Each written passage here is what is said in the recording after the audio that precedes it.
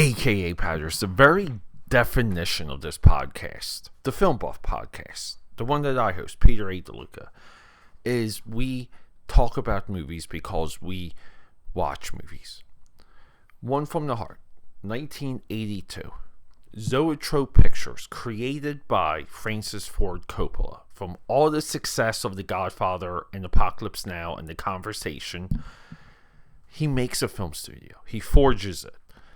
This is the first movie out of that studio.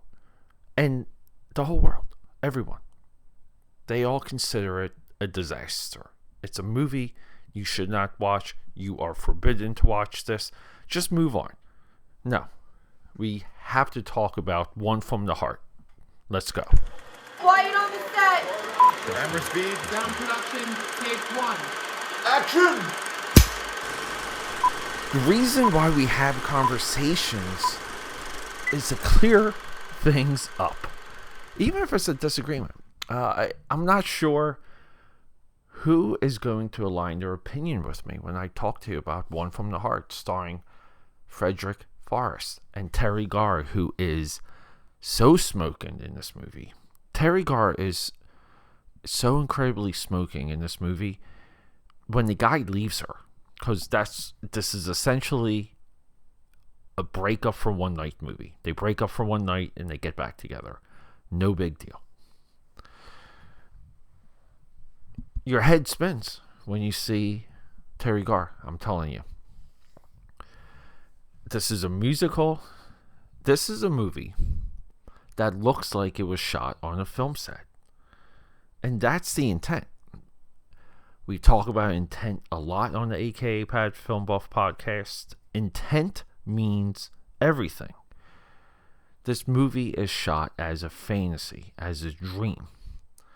Within the night that these two lovers, married couple, estranged individuals, when they separate, Terry Garr, well, her courter, the guy trying to get into her pants, is M. Bison himself from Street Fighter, the Jean-Claude Van Damme movie, Raul Julia. And when it comes to Frederick Forrest, who's our blue-collar boy, he's got a drinking buddy, got a cool drinking buddy in this movie. It's Nastassja Kinski. She basically plays a showgirl. Both of these individuals fall in love with other people immediately. But then they find each other.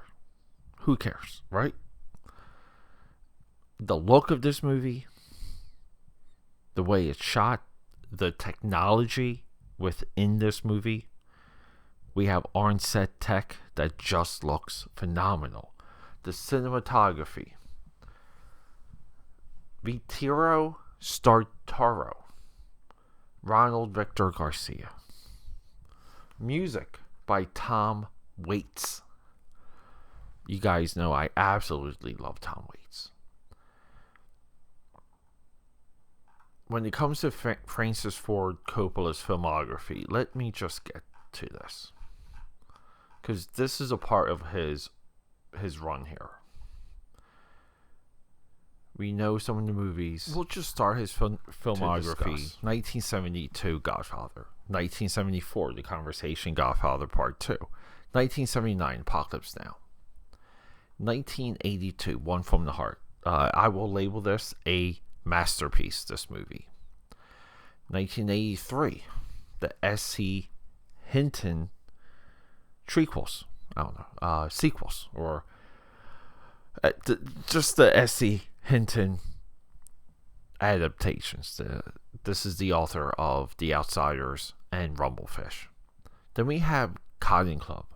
Then we have Captain EO for Disney, for the Disney parks.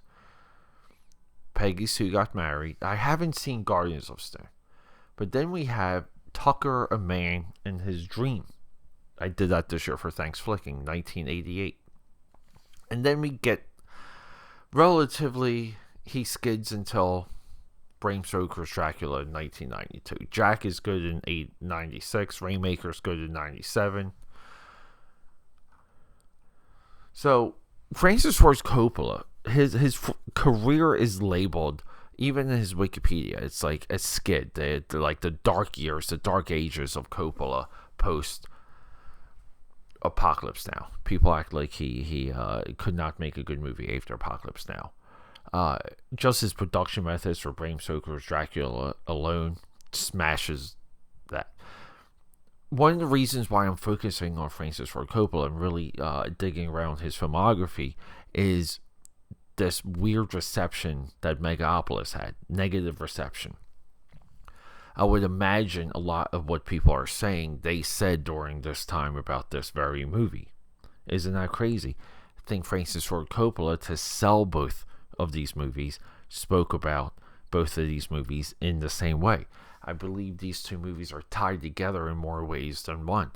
This is not only a love letter to the classic Hollywood musical, but it's also a love letter to this is how we make movies and this is what we have to do to make films. It's beyond me why this movie was not successful when it came out.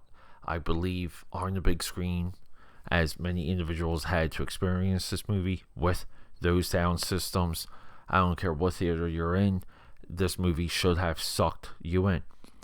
Sometimes your success is too much. I believe that's what happened with Francis Ford Coppola post Godfather. We all know about the troubled production of Apocalypse Now.